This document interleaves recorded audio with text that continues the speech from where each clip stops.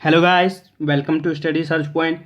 आप लोगों का स्वागत है आज के दिन के इस वीडियो के अंक में, जिसमें हम आपके लिए एक नया चैप्टर लेके आए हैं, उत्तराखंड का इतिहास। दोस्तों, यूके ट्रिपल एससी के द्वारा विभिन्न एग्जामों में उत्तराखंड के इतिहास से जो है काफ़ी क्वेश्चन जो है महत्वपूर्ण क्वेश्चन पूछे जाते हैं। इसी को देखते हुए हम आपके लिए एक नया चैप्टर लेके आए हैं, उत्तराखंड का इतिहास। और इसके अंतर्गत सबसे पहले हम अध्ययन करेंगे परमार वंश या पवार वंश। उसके बाद हम जो है कुमाऊं में चंद्रवंश, गोरखा शासनकाल और उसके बाद ब्रिटिश शासनकाल, उसके बाद जो स्वतंत्रता आंदोलन में जो भी घटनाएं घटी हैं महत्वपूर्ण, उन बिंदुओं पर चर्चा करेंगे। और अंत में इतिहास जो है उत्तराखंड के इतिहास के अंतर्गत हम कत्यूरी राजवंश और जो है प्राचीन उत्तराखंड जो से संबंधित जो भी चैप्टर है उसको हम क्लियर करेंगे। क्योंकि दोस्तों, उत्तराखंड के इतिहास से संबंधित जो है सबसे ज़्यादा जो क्वेश्चन पूछे जाते हैं वो यहीं से पूछे जाते हैं। परमार वंश, गढ़वाल के परमार वंश, कुमाऊं के चंद्रवंश, गोरखा और ब्रिटिश शासन और जो भी स्वतंत्रता आंदोलन के दौरान घटनाएं घटी थी उससे संबंधित। तो इन सब्जेक्टों को हम सबसे पहले कवर कर लेंगे, ठीक है दोस्तों। बाद में उन सब्जेक्टों को, उन जो है टॉपिक को बाद में क्लियर करेंगे। इसी के साथ शुरुआत करते हैं आज के दिन के इस वीडियो के अंक पर। यदि आपको हमारा वीडियो अच्छा लगेगा तो प्लीज़ लाइक करें, शेयर करें, साथ ही जो है बेल आइकन को प्रेस करें। साथ ही दोस्तों अपने सुझाव जो है कमेंट बॉक्स पर आप दे सकते हैं। दोस्तों, परमार वंश की संस्थापक की बात करें तो परमार वंश के संस्थापक जो है कनकपाल को माना जाता है। और परमार वंश का आदि पुरुष भी कनकपाल को ही माना गया है, क्योंकि आदि पुरुष और संस्थापक दोनों एक ही है। ठीक है दोस्तों परमार वंश की बात करें तो परमार वंश से पूर्व जो गढ़वाल सहित समूचे उत्तराखंड में राजनीतिक अस्थिरता का माहौल रहा है, क्योंकि इस दौरान जो कत्यूरी वंश था वो धीरे धीरे छोटी छोटी राजनीतिक इकाइयों में बंट रहा था। और उसी बिखराव के मध्य एक संपूर्ण राजनीतिक इकाई जो है चांदपुरगढ़ में परमार शासकों की थी। और उन परमार शासकों का शासक उस दौरान था भानु प्रताप। ठीक है दोस्तों, जिन्होंने आगे चलकर जो है गढ़वाल में एक संगठित राज्य की स्थापना की थी, ठीक है, परमारों के द्वारा। ठीक है दोस्तों, परमार शासकों की जो इकाई थी उन्होंने आगे चलकर गढ़वाल में एक संगठित राज्य की स्थापना की। और इन्हीं इकाइयों में से चांदपुरगढ़ी जो चांदपुरगढ़ था वो वहाँ का जो परमार वंश का संस्थापक जो शासक था कनकपाल, वो और उसके जो भी उत्तराधिकारी आए उनके द्वारा जो है अपने राज्य की सीमा का विस्तार किया गया।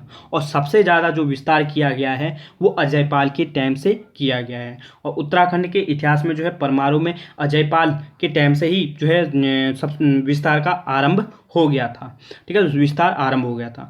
और दोस्तों, संस्थापक की बात करें तो कई इतिहासकार जो है उत्तराखंड के परमार वंश के संस्थापक के बारे में अलग अलग मत देते हैं। चाहे हार्डविक ले लीजिए, विलियमसन, मौलाराम, हरिकृष्ण रतुड़ी, एटकिंसन, डबराल आदि के द्वारा जो है अलग अलग मत दिया गया है परमार वंश के संस्थापक के बारे में।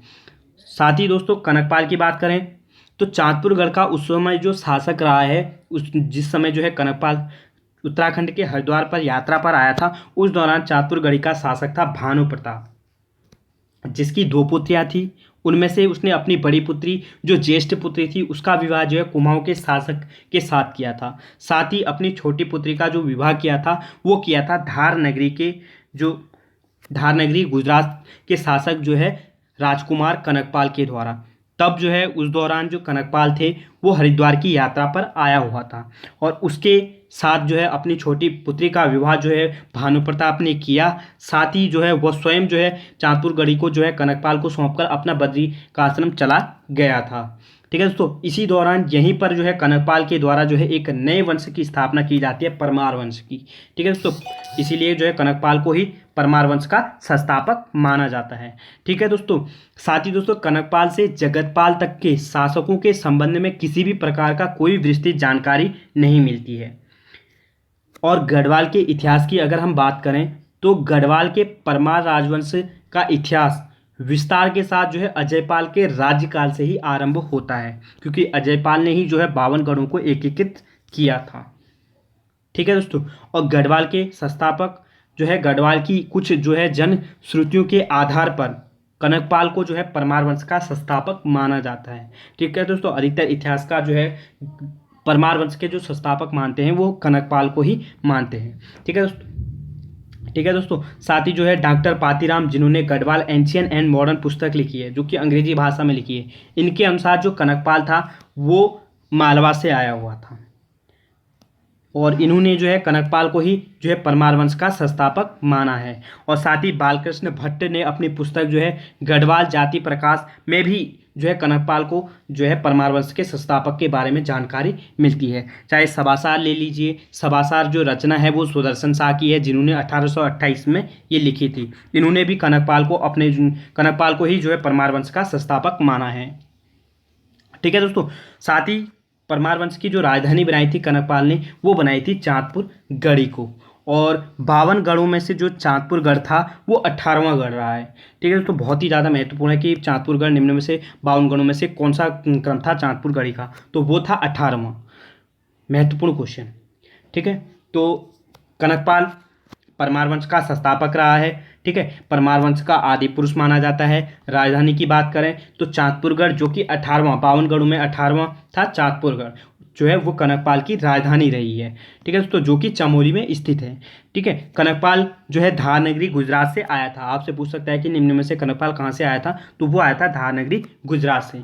और चांदपुरगढ़ का उस दौरान कौन शासक था, वो था भानु प्रताप, जिसने अपनी छोटी पुत्री का विवाह जो है कनकपाल के साथ किया। और कनकपाल ने जो है गढ़वाल में एक परमार वंश की स्थापना की थी चांदपुर गढ़ी में, और चांदपुर गढ़ी को अपनी राजधानी बनाई थी।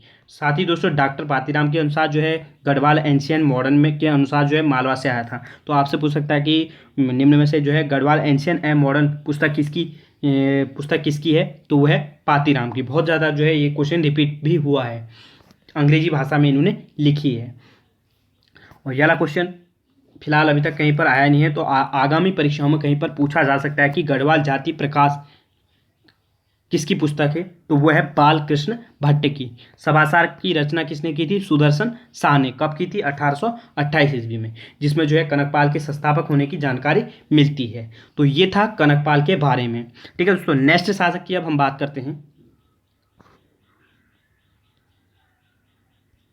कुछ जो है कनकपाल के बाद जो है कुछ शासक और आए हैं जिससे संबंधित क्वेश्चन जो है पूछे जा सकते हैं, जैसे कि सोनपाल या स्वर्णपाल, जो कि 24वां शासक रहा है सोनपाल, जिसने चांदपुरगढ़ से भिलंग घाटी आया था। जो है भिलंग घाटी बसाने का जो श्रेय जाता है वो सोनपाल को ही जाता है, जिसने भिलंग घाटी को अपनी राजधानी बनाई थी। तो आपसे पूछ सकता है कि निम्न में से किस पवार शासक ने भिलंग घाटी को अपनी राजधानी बनाई थी, तो वो बनाई थी सोनपाल या स्वर्णपाल ने।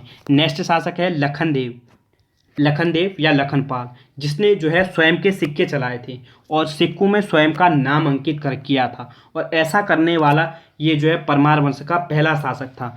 तो आपसे पूछ सकता है कि निम्न में से परमार वंश का पहला शासक कौन था जिसने जो है स्वयं के सिक्के चलाए थे, तो वो चलाए थे लखनदेव।